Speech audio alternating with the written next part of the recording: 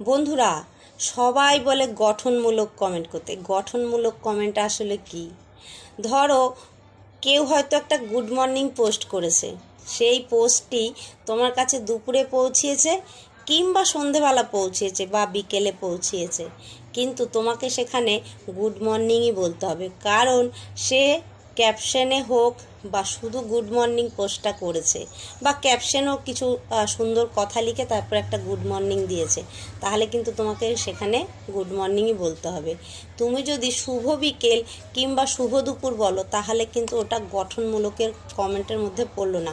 কারণ যখন একটা কেউ ভিডিও বানাচ্ছে বা যে কোনো একটা পোস্ট করছে, ছবি হোক টেক্সট হোক, সেখানে যখন যেই কথাটা উল্লেখ করবে সেটাকে ধরেই তোমাকে তার পরিপ্রেক্ষিতে একটা কমেন্ট করতে হবে। ভিডিওতে কি বলছে সেই ভিডিওর পারপাস একটা কমেন্ট করতে হবে, সেটাই হবে গঠনমূলক।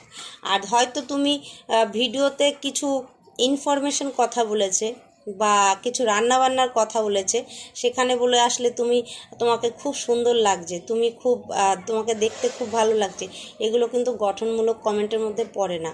তাই গঠনমূলক কমেন্টটা কিন্তু সত্যিই খুব জরুরি। গঠনমূলক কমেন্ট যদি তুমি করতে পারো, তোমার সেই সুন্দর গঠনমূলক কমেন্ট দেখে কিন্তু অনেক নতুন বন্ধুরা তোমার পরিবারে আসবে, তোমার প্রোফাইলটা ভিজিট করে যাবে।